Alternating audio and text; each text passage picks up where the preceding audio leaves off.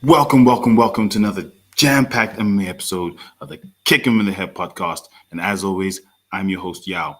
And tonight we are talking EFC 127. Is the EFC 127 recap show, and helping me review all the action from last week's event is BJ Jenkins. Brendan, welcome to the Kick 'em in the Head podcast.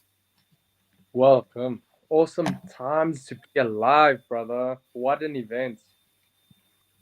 Especially for you guys at House of Tinkerbell. Obviously, well, what an You event for you know it. guys. You know it. You know it. So let's start off by having a quick look at the card. Last week we had EFC 127. It was what I think we both called a bit of a lackluster card when we had a look at it last week. It didn't shape up that way. It was a very interesting event, very heated event. But once again, how did you feel when you saw this card come up, having that late edition of the fight between Kanzeko and Matukani coming in just to round off all the fights? How did you feel about this card overall?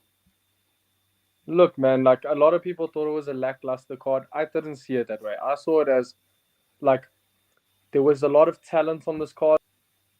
There was a lot of good fights. There was good level talent. The only thing is like it didn't maybe have those big blockbuster draws that a normal EFC card would have, like a two title fights or a number one contender fight or something along those lines. It was a showcase of what talent we have in the country. 100%. I think I agree with you. I see these cards as a card where the matchmakers get to build their roster, to build us to those big fights. Because if we don't see the guys fight, if we haven't seen what they can do, who they've done it against, then you can never get to the big fight. So I think this is one of those cards that helps them matchmake and helps us find our favorites. Speaking of which, let's jump quickly into the title fight because I think the main event is what we were all here to see. This was the fight that we all came to see, the fight between Elvis, the Bomber Moyo, and Triple H Power, Matunga Jikasa. Now, with this fight, if you don't know, if you're not aware, the champion, Elvis the Bomber Moyo, was stripped of his title the day before. It was a fight for the vacant heavyweight title because Elvis did not make weight by approximately half a kg. I think it was about 1.6 pounds that he didn't make weight. You were at the weigh-ins that day.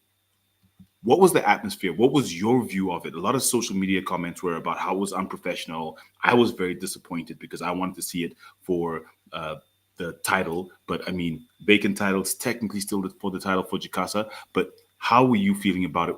Being at the weigh-ins, being with the organizers when all of that went down.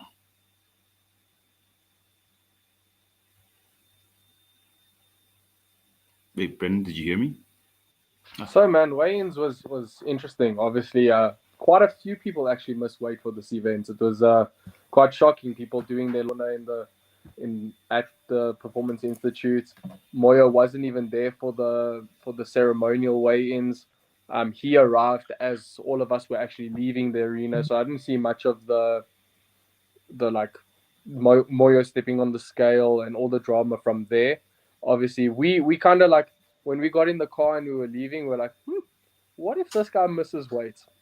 We like just had a feeling, and that's what ended up happening. He ended up missing weight, and which is absolutely crazy in my opinion. In terms of like, dude, you've had how long to cut the weight? You've had how long? I can understand short notice fights and that kind of stuff. But in terms, your only job as a professional is actually to make weight. That's the most professional part of your job is to make the weight. That is your job. Not to try and cut the weight day of weigh-ins, come late and miss weight. And I stand under correction, but I believe that the heavyweight limit for like a UFC fight is 240.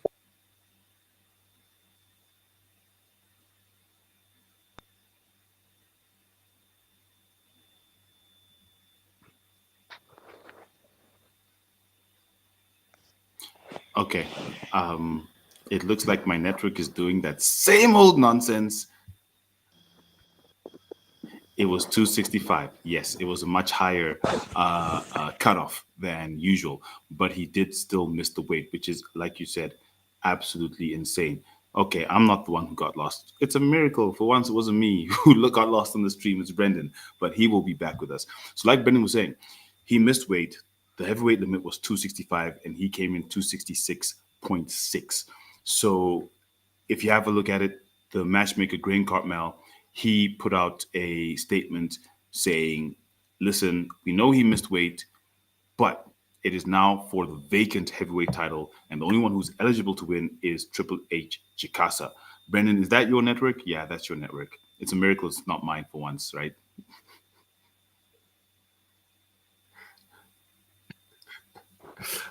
So yeah, so he missed weight. The fight happened. In the arena, you could feel the energy. You could actually feel the tension before this fight happened.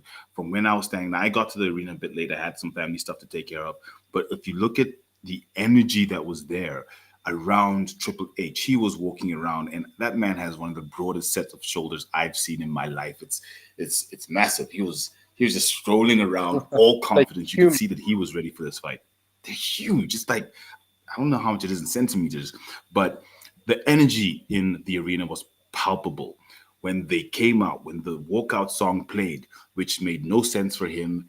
The song, it was really weird, That but was the beautiful. crowd was That was singing and beautiful. dancing. Talk about unexpected. You would have expected some very, I wouldn't say Congolese per se, but something very energetic. And what song was it again? Gosh, I can't remember. ABC. There you go. I mean, for a man like that to walk out to ABC was absolutely insane. But it set the tone of, hey, listen, whatever it is, I'm ready. I'm ready. Same thing with when Elvis came out. The crowd was electric. They were just waiting for that fight to happen. From where you and your team were sitting, you guys had just come off a win that we're going to talk about later. How are you guys feeling about that fight when these two guys came out to finally face each other for the vacant title? Look, man, we were all super excited to watch this fight. Like there was no doubt about that. It was going to be the highlights of the night. It was a fan groups that both like scary individuals. I don't know, like they had to have an extra night guard on duty for that fight because man, sure, sure, the fans were crazy.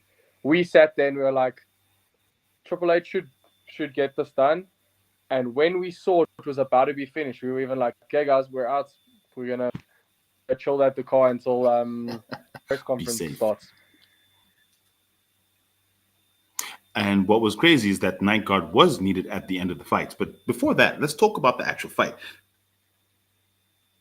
The fight went exactly as I had expected it to go. We had Elvis the at the press conference saying that he needs to touch Triple H once and he will feel it and that'll be the fight. But he didn't touch Triple H once. Triple H was using his feet, using his footwork. He was jabbing, and then first round went by, and it was clear and obvious who was going to win that fight at that point. What did you think? And then obviously second round came. He knocked him down, jumped on his back, ground and pound from the back, and the ref stopped the fight. How did you actually find the fight and the performance from both fighters?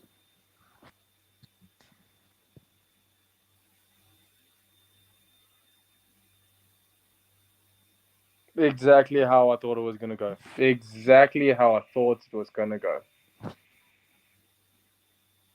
Triple H was gonna dance around him, put it on him, and when Calm comes, he was gonna finish the fight. It's just, dude, I don't even know what World Sports Betting was even thinking because we knew that Triple H was gonna take that fight.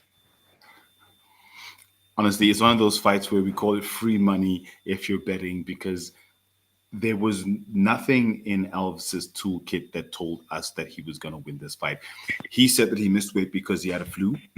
I believe that. It's very tough to cut weight and actually prep for the fight if you're sick. I get it and I take that. But what did they see from a purely boxing practitioner who said that all he's going to do is box versus someone who is as well rounded as Triple H, who had just come from learning a lot of lessons in Russia, coming off a two fight losing streak?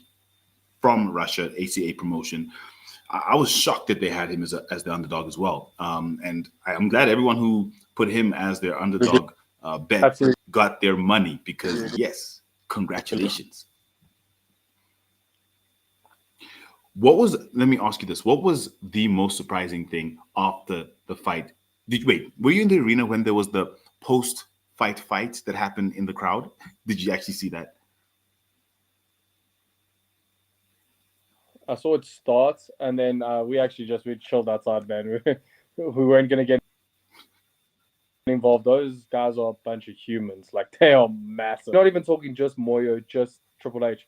They're fans. The fans and the people around them. Oh my gosh, I'm surprised no one got shot. To be honest with you. It was crazy. The fans of Jikasa, from what I heard, shout out Aki the Kraken because he was right in the middle of it. If you watch Super Sport, if you watch the playback of the fight, he is right in the middle of all that action. Apparently, what they saw was Van Damme, who is in the corner of Elvis Moyo, throwing someone down in the hex, and they didn't like that. So they were like, no, we're going to go in, we're going to throw him down. And it just became an absolute mess. There were shirts off, there was people pushing. It was crazy. But that's what you get when you have a fight like this with two guys who had personal interest, vested interest in this fight. Although, suffice to say, after the fight, they did make amends. They did squash the beef. It was good to see. And Elvis Moya called for the rematch, saying, look, I was sick, but I'd love to come and do it again. My bad for missing weight, but please give me another chance. Triple H said, listen, let the matchmakers do what they do. I'm open. What do you think about the Bomber getting a second chance to come back and try Why? and reclaim that title? No, Yeah. dude. Like, let's be honest. He'll probably get the fight. He'll probably get the fight. But that's EFC for you. Like, they have people coming off losing streaks. They have internationals coming on terrible records, Like coming 3-1. in to get title fights. So he'll probably get the title fight. But does he deserve it? Is anything going to change between this fight and the next fight? Probably not. I agree with you 100%, especially with how he approached this fight and saying, listen, I'm a boxer. You know what I'm going to do, but I'm going to touch you and it's going to hurt. And missing weight doesn't take away the skills. I get that he was sick, but he didn't touch Triple H. So, like you said, there's nothing that's going to be changed if he does get the rematch. We'll see what the matchmakers do. Question is, who else is there right now? I think Jikasa might reign for a while.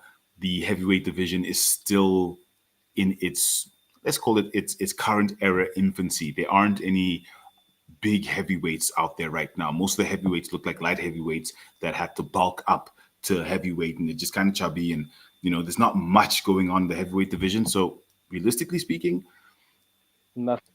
yeah. So maybe they'll do the rematch just to fill the space because they still need to get their heavyweights up to not just in terms of record, but also. I don't know, man. Andrew One Gear Fund Sale was in the crowd and he did an interview. So, I mean, like, if we can get One Gear back for.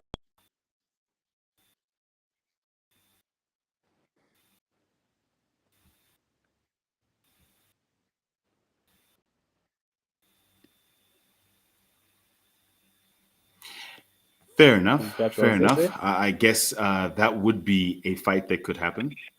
Um, Look, let's see what the matchmakers say. Like I said, it's very tricky in the heavyweight division right now. It used to be one of their strongest divisions in terms of the EFC. But the problem with that is once you start to take who haven't fought, it becomes very tricky to make it a competitive or to make competitive fights. So I'm hoping that they can actually make a competitive fight for Triple H and he doesn't just sit idle for too long. Let's see if they can make that happen.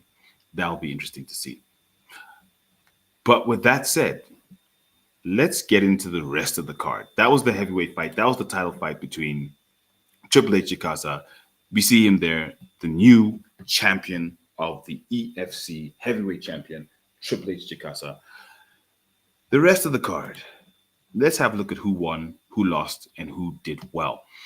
Here we have him reigning top of the heavyweight division of the EFC. In the other fights, we had Nathaniel Kumana coming on out on top of God knows in Global. That was a very contentious fight here on the show last week. Shout out to House of Tinkerbell for that win. Then we had Rovan De Beer facing off against Feral Spunky, Godfrey Kwanazi. De Beer came out on top. We had Ngama Twini beating Mulele. We had Sita coming out on top of Sondi. Scintillating fight. We had Pedro beating Imbizani Jr. We had Kanzego losing to Matukani.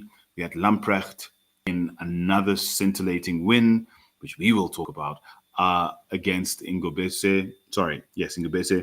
And then we had in the early prelims, Guavava beating Dunn and Matlabwane losing out to the debutante Ingomane.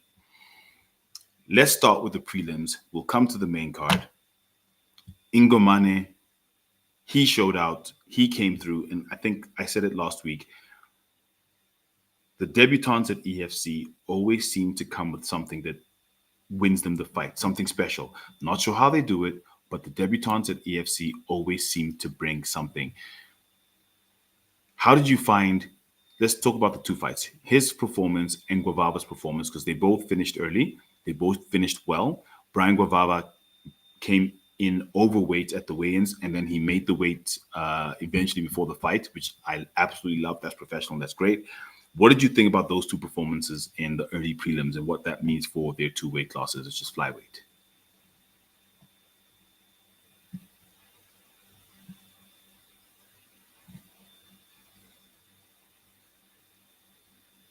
I obviously wasn't in the arena for those. Still teaching kids back here in Springs. Dude, first of all, make the weights.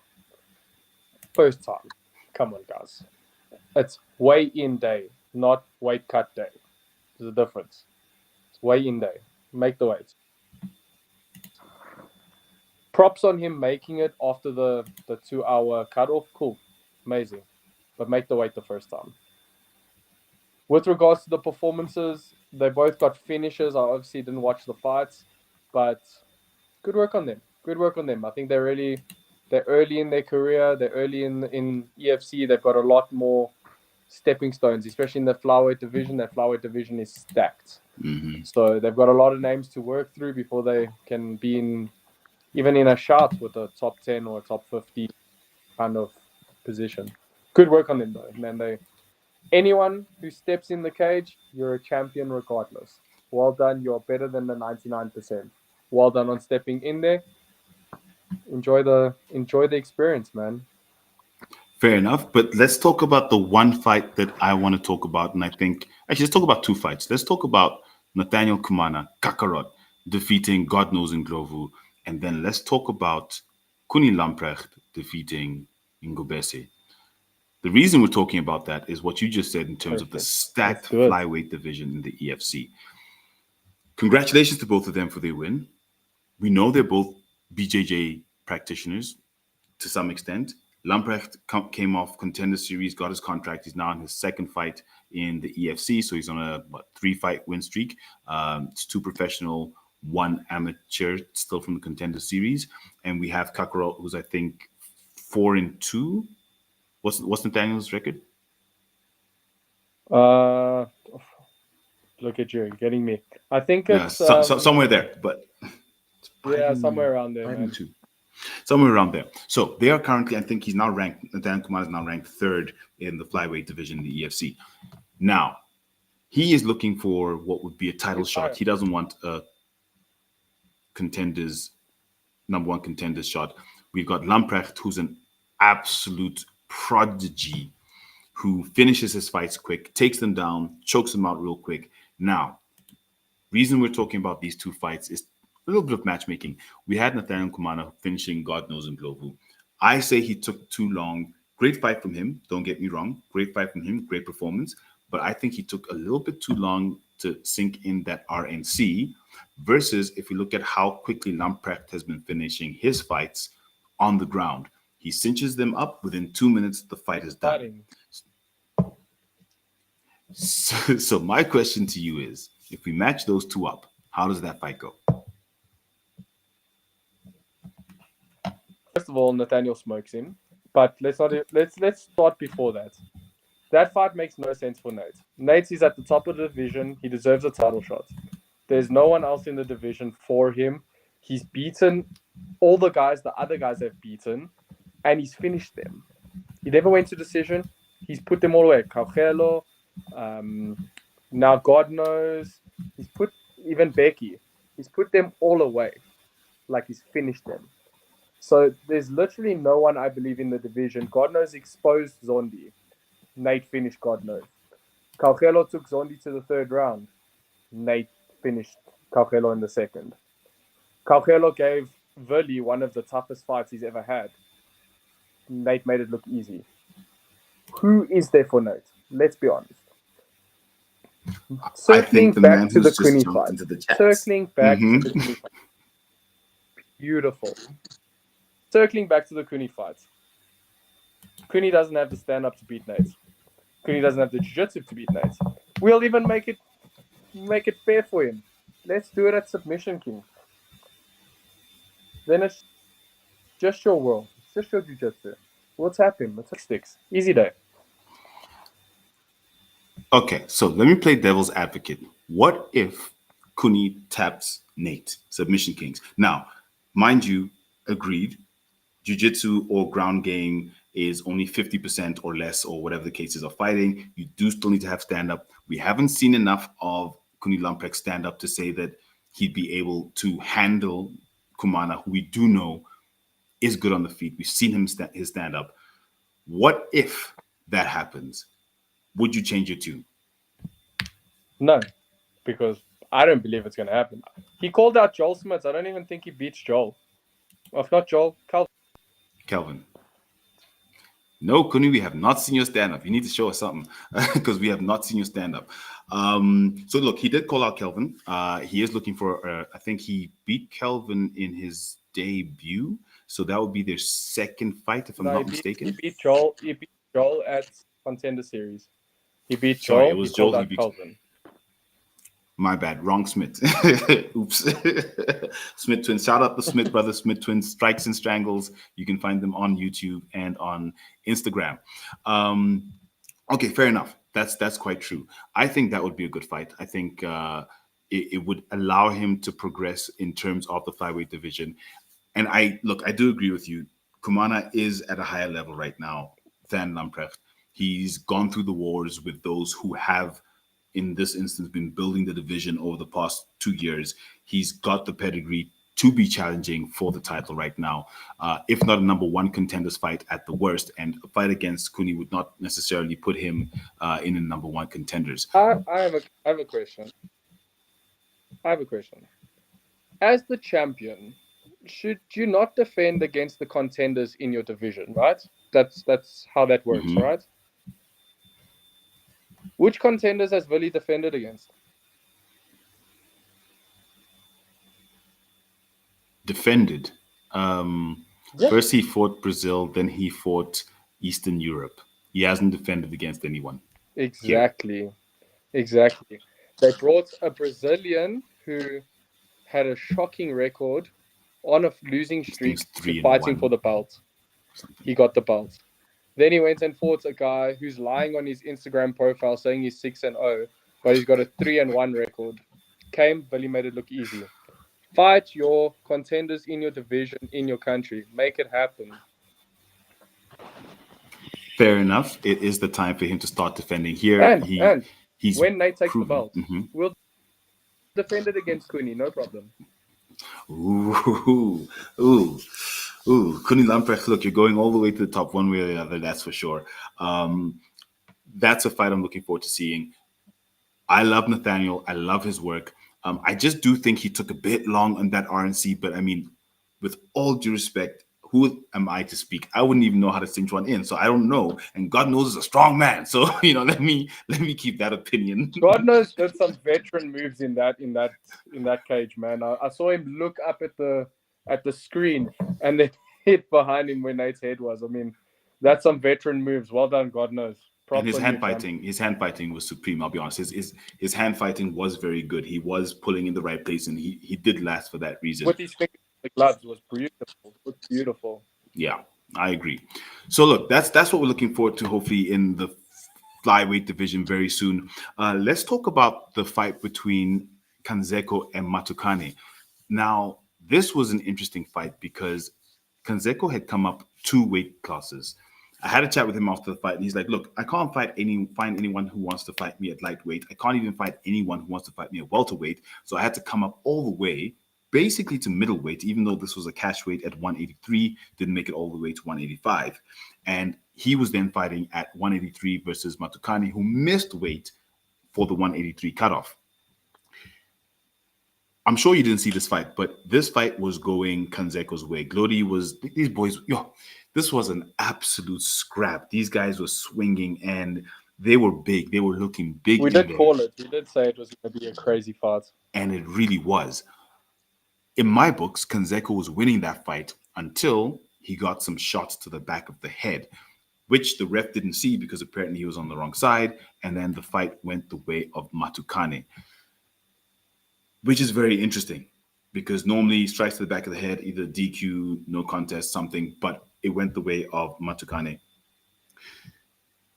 What do you think should happen next? And I want to talk specifically about Kanzeko and the lightweight division and welterweight division because there's not much movement in those two divisions. Every card we go to is flyweight, bantamweight. If you're lucky, you'll get a featherweight, and then occasionally light heavyweight, and then a few heavyweights. But lightweight and welterweight have been fairly quiet the past maybe 4, 5, 6 events.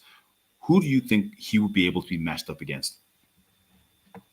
Claudio Canseco. Is that we zoning in on him, Yes. man? Or what's happening in the lightweight? Yeah, but I think essentially what's happening in the lightweight, welterweight division. Is there anyone we see in there? Because we know who's got the title right now in Martin Bunstaden, being the lightweight champion. We've got what's his name, JC as the welterweight champ. Sorry, Badat as the welterweight champion. But we're not seeing contenders coming through. We're not seeing contender fights. We're not seeing people or fighters who are in those divisions. So So what the really happens lightweight there? division is very interesting because the number one contender in the lightweight division, if I'm being honest, is probably Humphrey. And Humphrey is training at CIT, so Martin training from CIT as well. That kind of kills X is that the fight. way up. So you have Humphrey as the gatekeeper per se. So who's next for Humphrey? Is Sita gonna fight Humphrey? Because Sita just came off a big win in the lightweight division, or are we gonna see maybe Sita fighting Block? Where's Hanrup Huerta fitting into this? Is he staying at featherweights? Is he at lightweights? It's there is a lot of matchups you can make in that division. I think it's just navigating the right ones and who should fight who. Does Claudy fight Sita? I don't know. That also doesn't really make sense for Sita with Claudy coming off a loss now, even though it was controversial. I don't know. It's not a great time to be a matchman of division. With regards to welterweights, I don't even know who's in that welterweight division besides Peace, The champion Zico, and peace. champion, and then like where's Horatius? Horatius was the number one contender. What happened to that? He went to AKO, Where's I think. yeah, like where are these guys, man? What's happening in that division? It's a great question to be asking. But yeah, I believe that Peace has the title shots. We're just waiting on a date. But it looks like probably November. Peace is fighting Badat for the belt. It starts to make me wonder, shouldn't they have Grand Prix for more weight classes? Because it worked out very well for the featherweight division. We've seen how it's grown. The flyweight division is just stacked. There's just fighters everywhere. All the small guys want to fight now. Like, no, give me a fight. But speaking very quickly of the lightweight division, we did also have the fight between Sita and Sondi, which ended very, very badly. Oh, it was very quick. Sondi looked like he had his face stuffed onto a fryer. That's how red he was. And I think it ended in about 45 seconds. It was an absolutely insane fight. I'm sure you were in the arena for that one. What did you think of that Yeah, yeah. performance from Emmanuel Sita? Good work on him, man. Good work on him. Like he did exactly what he needed to do. He came out. He put it on Sunday. He calmed the fight down. The craziness wasn't too bad, and he went in and put on a clinic. He dropped him, if I'm not mistaken, and then finished him with ground and pound. Well done. Good work on him. And shout out to Emmanuel Sita. If you don't know, he is the first fighter in the world from Congo Brazzaville. There's no other MMA fighter, professional from Congo Brazzaville. So he is right now being lauded by his nation. He's been on with the Minister of Sports there in Congo Brazzaville. So shout out to Emmanuel Sita. We look forward to seeing you do more of what you've been doing, more victories, and keep cooking him. And you will definitely get the title shot. I think that'll be a good fight between him and Humphrey. That'll be a very exciting fight now that he's up at lightweight. They're both very powerful fighters. I think actually that would be a fight that would be worthwhile if we can't get Humphrey to fight for the lightweight title because Martin's there. However, I have heard whispers that Martin might vacate. I'd love to see him retire as a champion. I love Martin van Staden, and I think him retiring as the champion would be the cherry on top of his career. I think that would be perfect, and that'll open the opportunity for the vacant lightweight title between. Well, look, we don't really know who's there per se, but Emmanuel Sita has made a claim in his last two fights at lightweight, and Humphrey, who we know is right now perennial contender. So I think, based on his performance, that would be a good fight to make. I think looking at and I think Sita should fight Block, Kaleka Kabanda, and the winner fights Humphrey for the title. If Martin vacates, that should be the title fight. I know Humphrey's already beat Block, so that kind of gets him back, gets one back for him. He might be able to run it back with Humphrey. But yeah, if Sita can beat Block, Sita and Humphrey, good fight. I think that's actually a very good path to take for him. You're quite right. If he can beat Block, if Block wins, then it messes up the entire picture again. We won't know what's going on, so that'll be interesting. Moving on to the next fight, another flyweight fight between Lihle Ngamatwini Rush Hour and Tabatso Molele. I think for me, this fight went exactly as I thought it would. The name Rush Hour is exactly how he fights. You hear Rush Hour, you think it's quick. No, Rush Hour, it's slow. You take your time to get there. It's a grind. That's what Rush Hour is, and that's exactly how he fights. He grinds his opponent every single fight. He comes out and he grinds out the win. The shorter fighter in this instance, Molele's reach just wasn't enough to actually touch him, get to him. When the takedowns came, he was on top. He won that fight. I think it was a great performance from him. How did you see that flyweight fight? And obviously, once again, this is the division where you've got Billy the champion, you've got Kakaro number 3, who's in with the shot right now at the title as one of the contenders from South Africa. How did you feel about that fight and the prospect of Lihle Ngamatwini? I love Rush. Rush is amazing. He's from PE. We love the boys from PESPA. Of course. It's all like a little big family we have going. Look, I think he really tried to strike with this guy a bit too much. I think that if in the earlier rounds he had put him down quicker, we could have seen a Rush finish. But Molele did well to keep in the fights. He really put hands. He did put hands on Rush. Like, don't think it was a one-sided affair. Like, it went to split decision for a reason, and it was given fight of the night because it was so back and forth. I really think Rush could have finished this guy. I think Rush, if he had put him down and been more relentless on that takedown and on that ground game and stuff, I think he could have got it done. I really do. But at the end of the day, a win is a win. It doesn't matter if you win by an inch or a mile. A win is a win. 100%.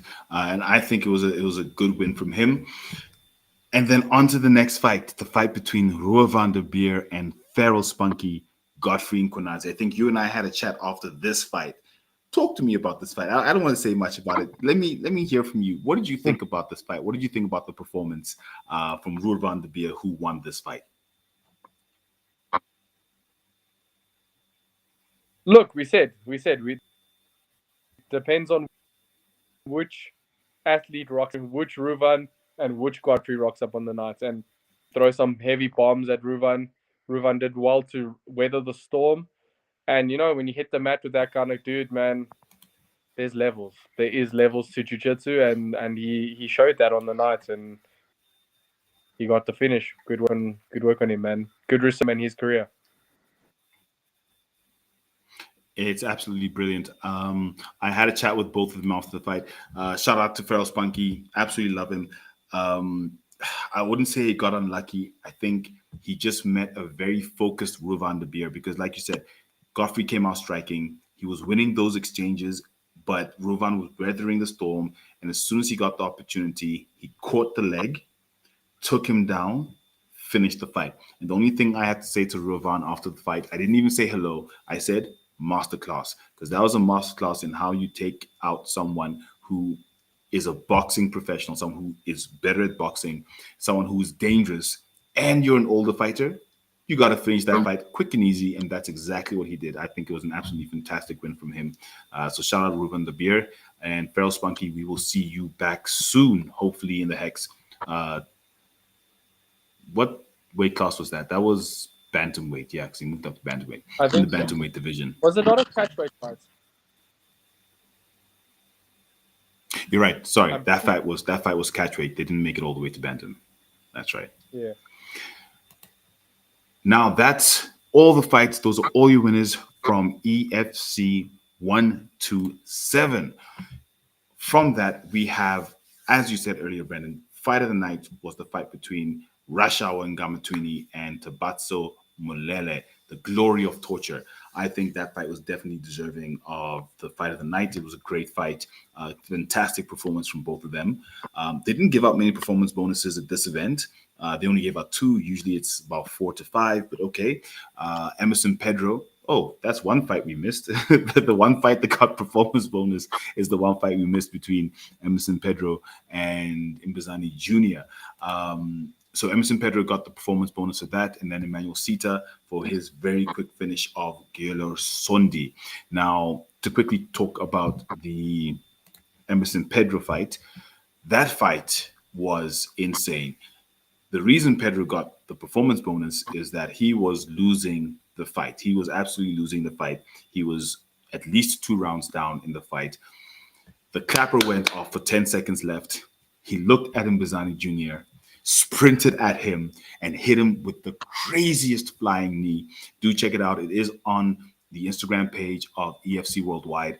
Hit him with a crazy flying knee and knocked him out cold. Hit him so bad that he was out for 20 minutes. He actually knocked out Mbazani Jr. for 20 minutes. I don't know when we're going to see him fight again because that's probably a hectic concussion, loss of consciousness. So it's probably out for at least 3 months. So I hope he's okay. But yes, performance bonus for losing the fight up until literally the last 5 seconds of the fight is how he won that fight. So shout out to the coolest kid, Emerson Pedro, for the performance bonus on the night and for that insane knockout. I'm not sure if you've seen that knockout yet, Brendan. I haven't actually. I heard about it. Everyone was raving about it. When we got to the arena, they were like, "Wow, you just missed the crazy knockout." I'm like, "Sure, sure." It was insane. But Emerson Pedro, man, like he kind of like did the Jorge Masvidal, if I'm correct, like the way you explaining it to me, it's like a Jorge Masvidal situation, just the end of the fight, not the beginning of the fight. Yep. So actually, he had just gotten up from being ground and pounded. Like he had just gotten up. The clapper went off. He's like, "Oh shit!" Sprinted, bang. He was like, it's the craziest knockout. But shout out to the coolest kid. We will see him back very soon, I'm sure, and hopefully he gets the win. Not in the last 5 seconds, maybe sooner. But yeah, moving on. That's all the fights that we have from EFC 127. Moving on to our underdog parlay competition. To those who don't know, we have an underdog parlay competition. You guys can join us in next year's round. This round ends in the last event of EFC this year in December. Each contestant picks 3 underdogs. The winning score is the product of the odds of each fighter that wins. And we run it through and we have a leaderboard, which we'll have a look at the end. But let's have a look at how everyone performed this week. Now, just to highlight, we only have 3 people who actually made picks for this competition out of 7 participants. Those 3 would be myself, Brendan, and Ola from the Fight Week Show. Shout out to Fight Week Show. You can catch them on YouTube. You can catch us there every Wednesday and Friday as well. Dust Up, Shakedown, and the Prediction Show. So we were the only 3 that made picks. And of those picks, we had Triple H Chikasa being an underdog that we all picked. And then I picked Mulele.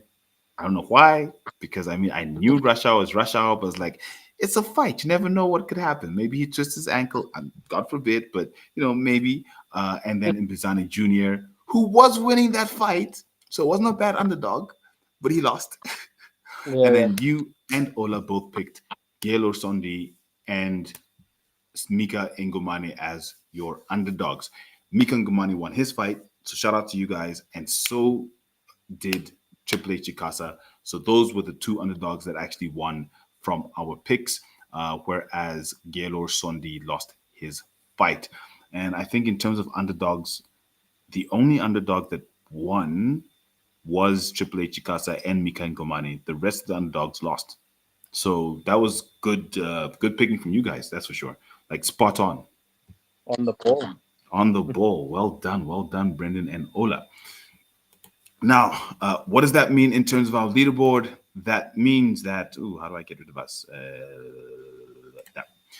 That means, just to explain. So, in terms of the scoreboard, what we've done this week, Brendan, because the other guys didn't pick, but it was kind of my fault that they didn't get the odds on time as usual. What we've done is we've taken the average score and we've given them the points for the average, on the average, which is 1.64.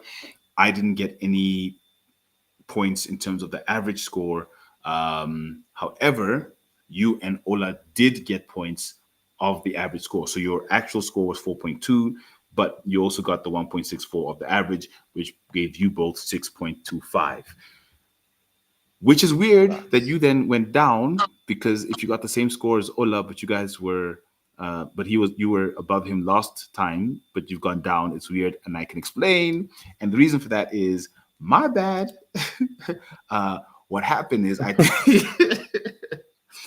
I didn't add his score, his like 2 points or something from the last event to his total on the last event. So he was still sitting at like 6 or something. So now when I tallied it correctly, it corrected that. So this is the list now. This is the current standing now. Yes.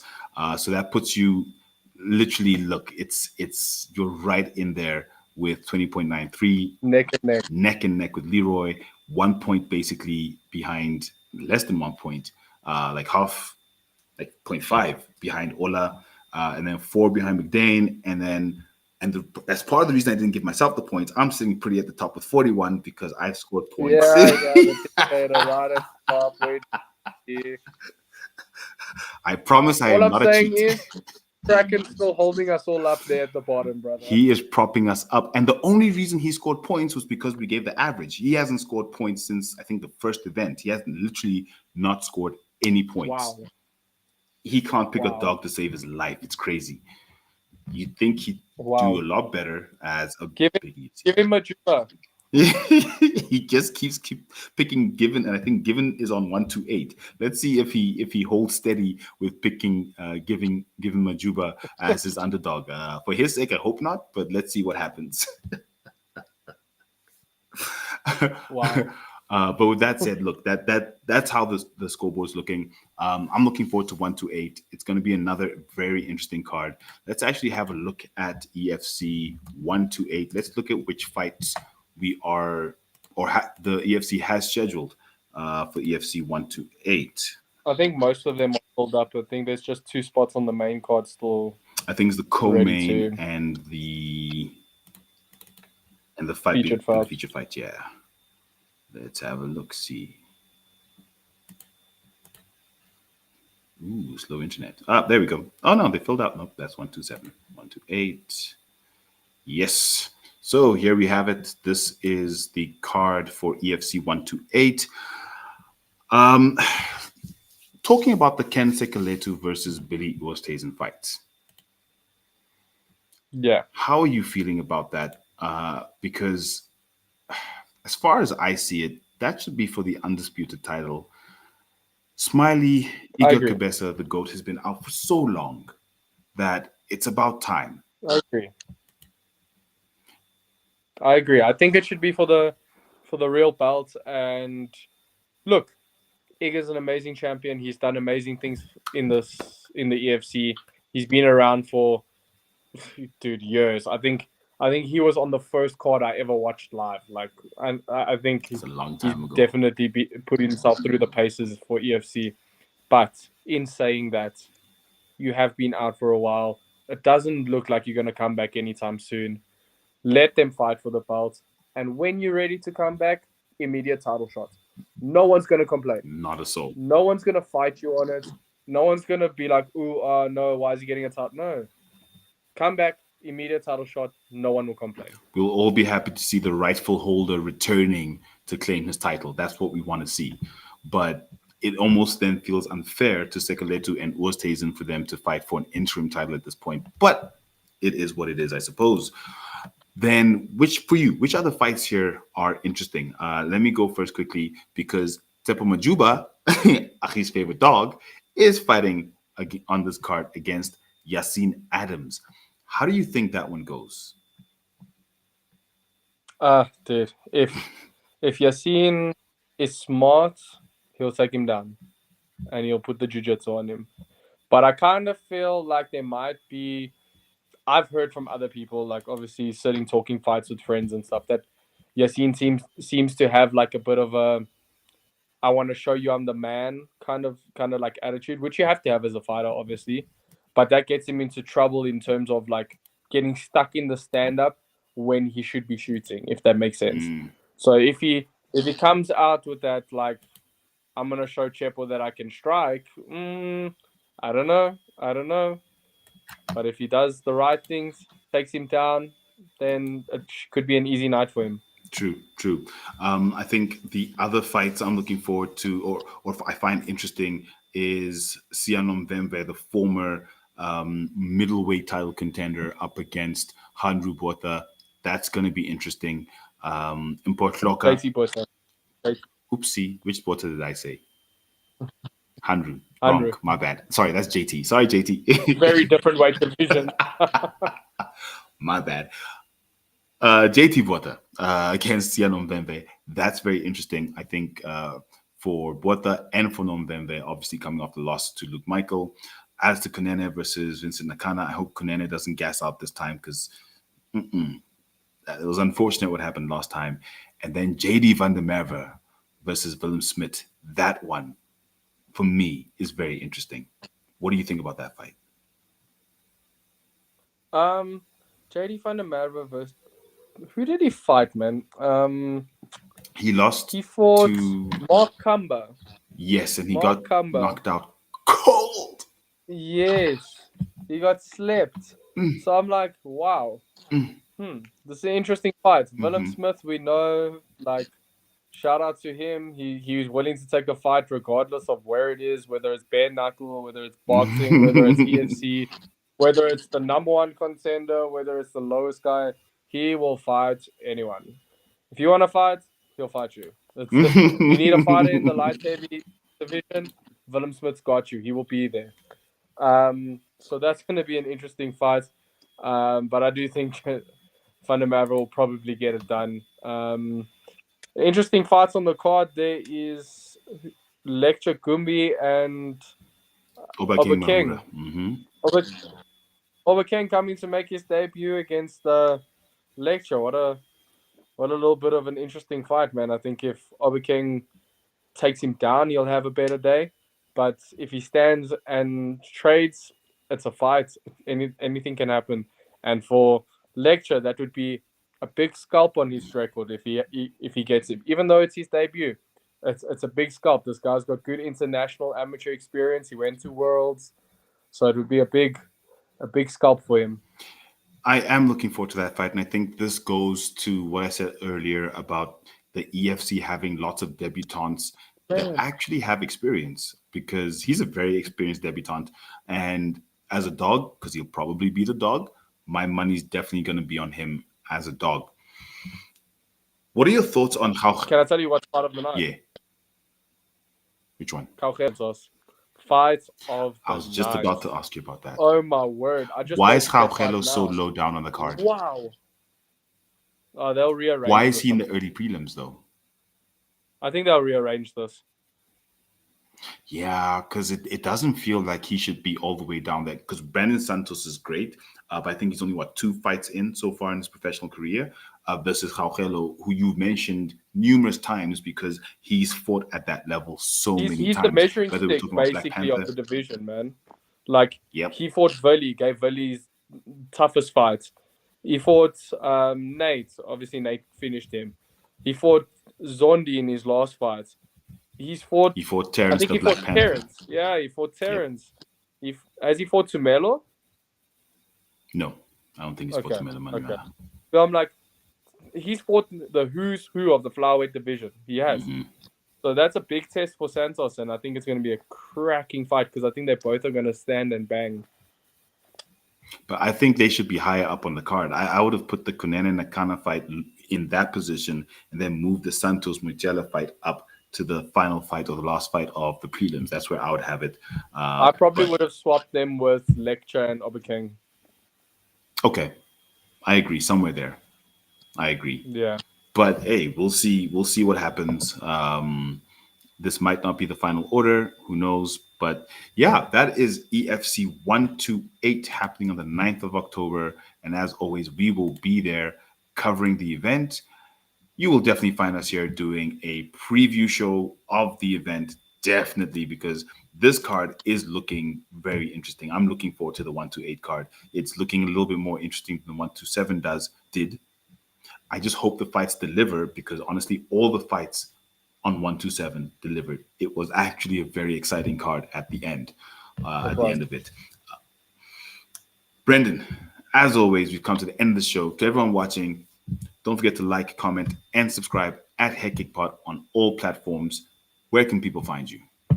Instagram, BJ Jenkins 22. Instagram is where you'll find me. Yeah, man. And if you want to find me, I'm at the gym. At the gym. Don't forget, if you are looking for a BJJ coach anywhere in Johannesburg, we got our man BJ Jenkins, who will definitely be able to help you out with that. Great coach. He's nice, like his shirt says.